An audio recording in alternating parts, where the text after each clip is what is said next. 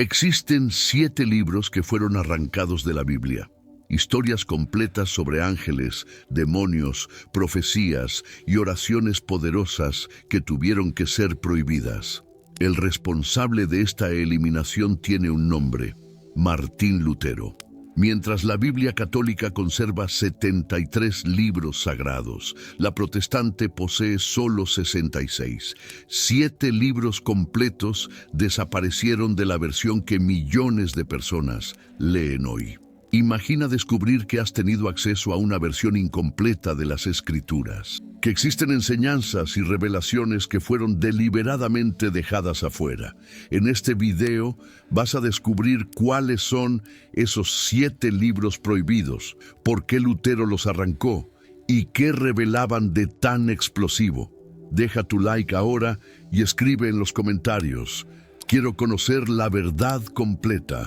Al final voy a revelar el libro más controvertido, aquel que fundamenta la doctrina más atacada por el protestantismo.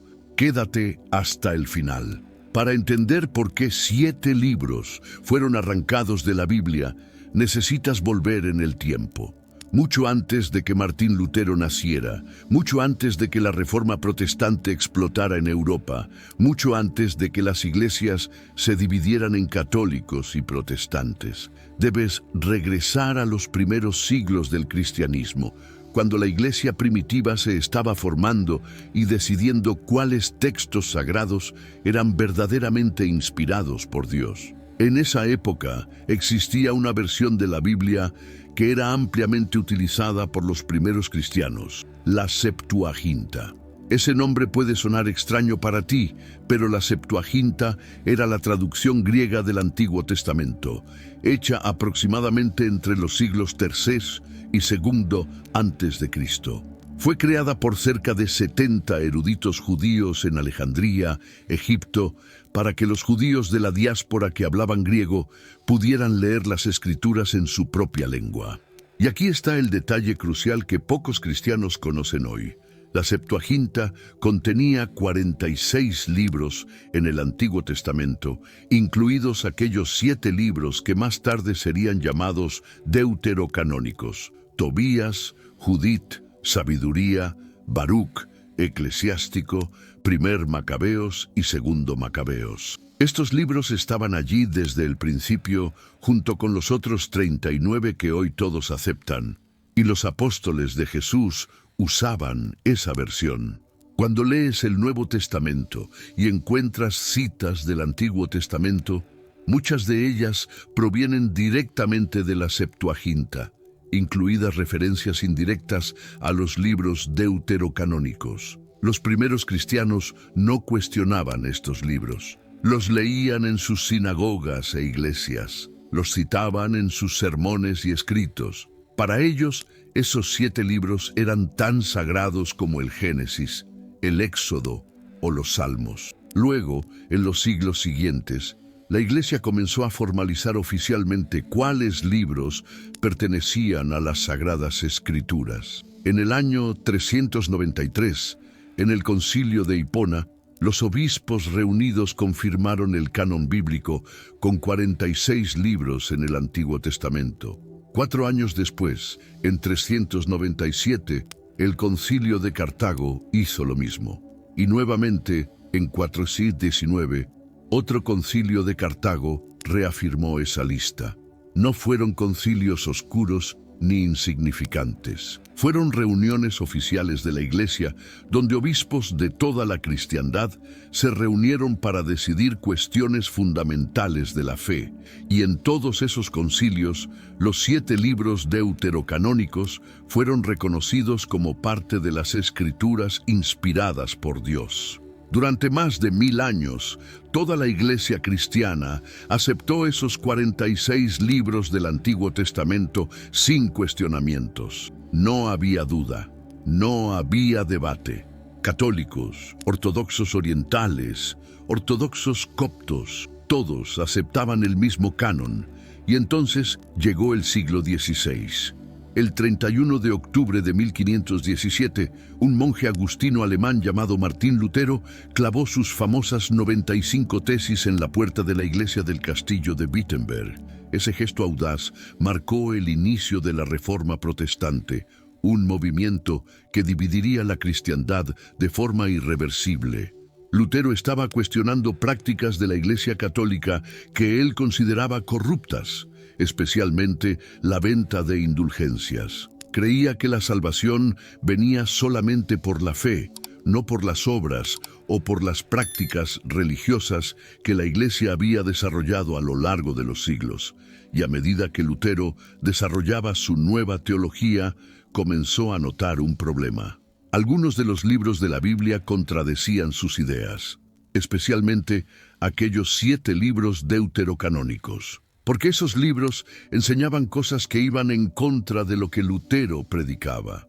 Por ejemplo, el libro de Segundo Macabeos, capítulo 12, versículos 43 a 46, habla de Judas Macabeo, ordenando hacer sacrificios por los soldados muertos para que sus pecados fueran perdonados. Ese pasaje era la base bíblica para la doctrina católica del purgatorio y de la oración por los difuntos. Pero Lutero rechazaba el purgatorio. No creía que las almas pasaran por un proceso de purificación después de la muerte. Para él, la persona era salvada por la fe en Cristo y nada más. Entonces, ese pasaje de Segundo Macabeos era una espina teológica. Y no era solo eso. El libro de Tobías contenía enseñanzas sobre limosnas, buenas obras y la intercesión de los ángeles. El libro de Sabiduría hablaba de la inmortalidad del alma, de una manera que no agradaba a los reformadores. Eclesiástico traía consejos morales que parecían dar valor a las obras humanas en la salvación. Lutero tenía un dilema: o cambiaba su teología para adaptarse a las Escrituras, o cambiaba las Escrituras para adaptarse a su teología, y eligió la segunda opción. Lutero comenzó a investigar.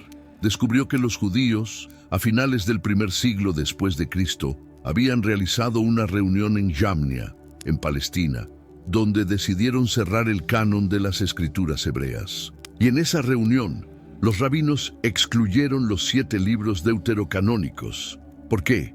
Porque esos libros no fueron escritos originalmente en hebreo, sino en griego, y porque fueron escritos en un período que los judíos consideraban de decadencia profética después del profeta Malaquías. Para los rabinos de Jamnia, esos libros no tenían el mismo peso de autoridad que los otros 39, pero aquí está el detalle que Lutero ignoró. Los cristianos nunca siguieron el canon de Jamnia, porque Jesús y los apóstoles usaban la Septuaginta, que tenía los 46 libros, y los concilios de la Iglesia en los siglos IV y V confirmaron oficialmente esos 46 libros. Pero Lutero decidió seguir el canon judío en lugar del canon cristiano, y así tradujo la Biblia al alemán en 1534, colocando los 7 libros deuterocanónicos en un apéndice separado, con una nota que decía que eran libros útiles para la lectura, pero que no eran sagrada escritura. Los llamó apócrifos, palabra que significa oculto o dudoso, y no se detuvo allí. Lutero también cuestionó algunos libros del Nuevo Testamento. Llamó a la epístola de Santiago epístola de paja, porque Santiago enseña que la fe sin obras es muerta. También dudó de Hebreos, Judas y Apocalipsis. Pero afortunadamente, los protestantes que vinieron después de él no fueron tan lejos. Ellos mantuvieron los 27 libros del Nuevo Testamento. Pero los 7 del Antiguo Testamento, esos fueron definitivamente eliminados. En el siglo XIX, las sociedades bíblicas protestantes decidieron abolir completamente los libros deuterocanónicos de sus ediciones de la Biblia. Y desde entonces, las Biblias protestantes tienen solo 66 libros, mientras que las católicas tienen 73. Pero la pregunta que queda es: ¿qué exactamente revelaban esos 7 libros que era tan peligroso?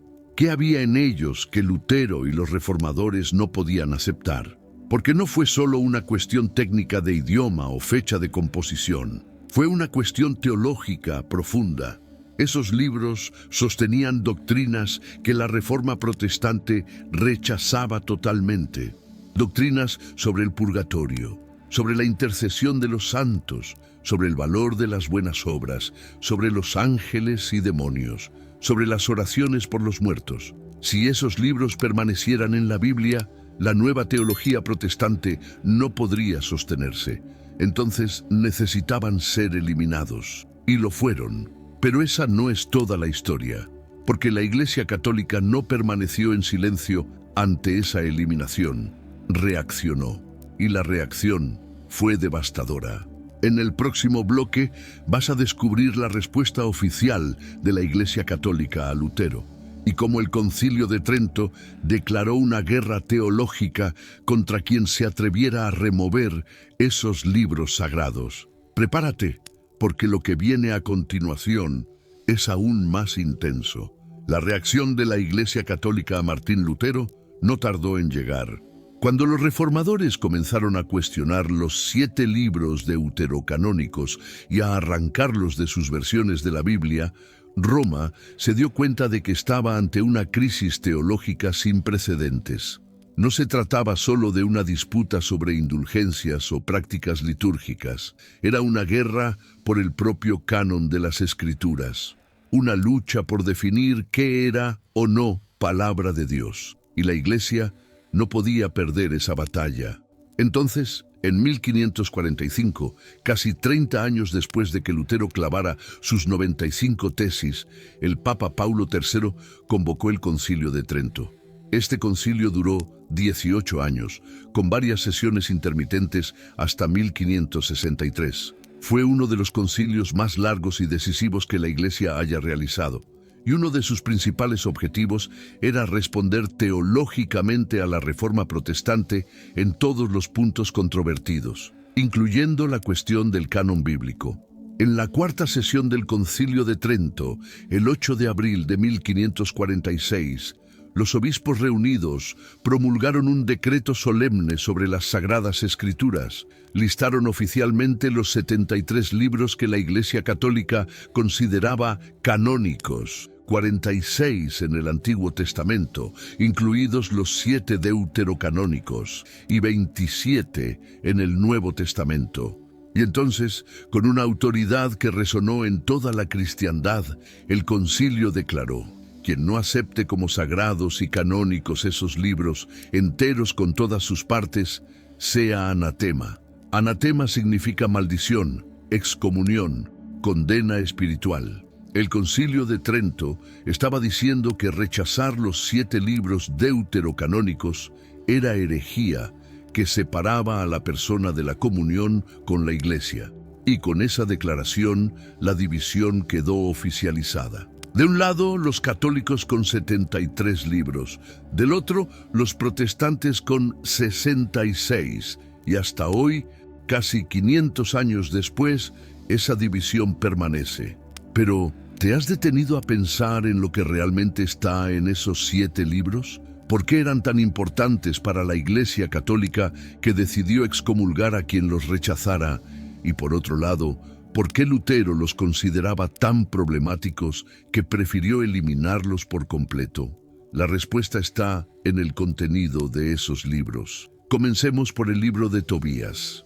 Esta es una historia fascinante sobre un joven que emprende un viaje acompañado por un ángel disfrazado.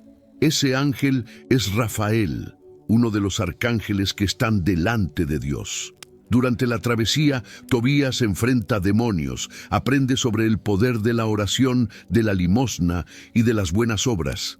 Este libro ofrece una rica angelología que fundamenta la devoción católica a los ángeles, y también enseña que las buenas obras tienen valor espiritual, 2 cosas que Lutero rechazaba. Luego tenemos el libro de Judith, la historia de una mujer valiente que salva al pueblo de Israel. Judith utiliza oración, ayuno y estrategia para cumplir su misión. Es una historia de protagonismo femenino en una época en la que esto era raro, y es un libro que valora la oración y el ayuno como armas espirituales, nuevamente prácticas que la Reforma cuestionaba. Pero antes de continuar, hay algo que debes entender, algo que pocos cristianos saben y que cambia completamente la forma en que miras esta división. Existe una pregunta que casi nadie se hace. ¿Quién tiene autoridad para decidir qué es palabra de Dios? Cuando Lutero decidió seguir el canon judío de Jamnia en lugar del canon cristiano de la Septuaginta, estaba otorgando a los rabinos judíos del primer siglo autoridad sobre los cristianos de los primeros siglos. Rabinos que rechazaban a Jesús como Mesías, rabinos que nunca aceptaron el Nuevo Testamento. Rabinos que, en el concilio de Jamnia, intentaban preservar el judaísmo después de la destrucción del templo en el año 70 después de Cristo. ¿Acaso esos rabinos tenían autoridad para definir el canon de las escrituras cristianas? Esta es una pregunta profunda y perturbadora. Porque si aceptas que la iglesia de los primeros siglos tenía autoridad para definir cuáles libros del Nuevo Testamento eran inspirados por Dios, entonces, ¿por qué rechazar la autoridad de esa misma iglesia para definir el Antiguo Testamento? Fue la iglesia la que discernió que Mateo, Marcos, Lucas y Juan eran evangelios auténticos. Fue la iglesia la que separó las cartas de Pablo de las cartas falsas. Fue la iglesia la que incluyó Apocalipsis en el canon. Si confías en la iglesia para el Nuevo Testamento, ¿por qué no confiarías para el Antiguo? Esa contradicción está en el corazón de la división protestante. Volviendo a los 7 libros, tenemos el libro de la sabiduría, que trae reflexiones sobre la inmortalidad del alma, sobre el destino de los justos y de los impíos después de la muerte, sobre el juicio divino. Habla claramente de la vida después de la muerte de manera mucho más explícita que los otros libros del Antiguo Testamento. Y eso sostiene la doctrina católica sobre el estado del alma tras la muerte, incluido el purgatorio. A Lutero no le gustaba ese libro. El Eclesiástico es un libro de sabiduría práctica, lleno de consejos sobre cómo vivir una vida justa. Habla de honrar a los padres, dar limosnas, ser generoso con los pobres, buscar la sabiduría. Y nuevamente, valora las buenas obras como parte de la vida de fe. Algo que iba en contra de la doctrina de Lutero de la salvación solo por la fe. El libro de Baruch es corto pero poderoso. Escrito por el secretario del profeta Jeremías, trae una oración de confesión de pecados y una promesa de restauración. Es un libro profético que conecta el Antiguo Testamento con el Nuevo de manera profunda. Y entonces llegamos a los 2 libros de Macabeos. Estos son los más explosivos, cuentan historias de martirio de hombres y mujeres que prefirieron morir torturados antes que renunciar a su fe. Y aquí está el gran problema para Lutero. El segundo libro de Macabeos, capítulo 12, versículos 43 a 46, relata que Judas Macabeo mandó hacer una colecta para ofrecer sacrificios por los soldados muertos en batalla. El texto dice que fue una acción santa y piadosa, porque Judas creía en la resurrección de los muertos y quería que los pecados de esos hombres fueran perdonados. Ese pasaje es la base bíblica más clara para la doctrina del purgatorio y de la oración por los difuntos, y por eso Lutero lo rechazó. Porque si ese pasaje es escritura inspirada, entonces la teología protestante tiene un problema serio. Lutero no eliminó estos libros porque fueran de calidad inferior. Los eliminó porque contradecían la teología que estaba construyendo. Fue una decisión teológica, no histórica ni académica. Y esa decisión dividió la cristiandad de manera irreversible. Pero hay algo aún más perturbador que debes saber, algo que cambiará tu comprensión sobre todo esto. Y es exactamente lo que voy a revelar a continuación. Aquí está la verdad que pocos cristianos conocen. y que puede cambiar completamente tu perspectiva sobre esta división entre católicos y protestantes. Los 7 libros deuterocanónicos no fueron añadidos por la Iglesia Católica en el siglo XVI. Siempre estuvieron allí, desde el principio, desde los primeros siglos del cristianismo. Fueron los protestantes quienes los removieron. Y esta diferencia no es solo una cuestión de números, es una cuestión que afecta doctrinas fundamentales de la fe cristiana. Cuando lees el Nuevo Testamento, especialmente las cartas de Pablo y los Evangelios, encuentras cientos de citas y referencias al Antiguo Testamento. Y muchas de esas citas provienen directamente de la Septuaginta, la versión griega que contenía los 73 libros. Los apóstoles usaban esa versión. La iglesia primitiva usaba esa versión. Y durante más de 1000 años, toda la cristiandad aceptaba esos 46 libros en el Antiguo Testamento sin cuestionar. No había debate, no había controversia. Era el canon aceptado por todos. En el siglo IV, cuando la Iglesia formalizó oficialmente cuáles libros pertenecían a las Sagradas Escrituras, los concilios de Hipona en 393, Cartago en 397 y nuevamente Cartago en 419 confirmaron los 73 libros, y nadie protestó. Nadie cuestionó la autoridad de esos 7 libros deuterocanónicos. Eran leídos en las liturgias, citados por los padres de la Iglesia, estudiados por los teólogos. Eran parte integral de la vida espiritual de los cristianos y permanecieron así por más de 1000 años. Hasta que Martín Lutero apareció y decidió que esos 7 libros no servían para su nueva teología. Y aquí está el punto crucial. Lutero no tenía autoridad para hacer eso. Era un monje, un teólogo brillante, un reformador valiente, pero no tenía autoridad para redefinir el canon de las Escrituras que había sido establecido por concilios ecuménicos más de 1000 años antes. Y aún así, lo hizo. La respuesta de la Iglesia Católica fue inmediata y decisiva. En el Concilio de Trento, en 1546, los obispos no estaban creando un nuevo canon. Estaban reafirmando el canon que siempre existió. Estaban defendiendo la tradición milenaria de la Iglesia contra una innovación protestante, y lo hicieron de la manera más solemne posible, declarando anatema sobre quien rechazara esos libros, porque para la Iglesia Católica, remover esos 7 libros no era solo una cuestión académica, era alterar la propia palabra de Dios. Era modificar el depósito sagrado de la revelación divina que había sido confiado a la Iglesia por los apóstoles, y eso no podía ser tolerado. Pero tal vez te preguntes, si esos libros siempre estuvieron en la Biblia, ¿por qué los judíos los rechazaron?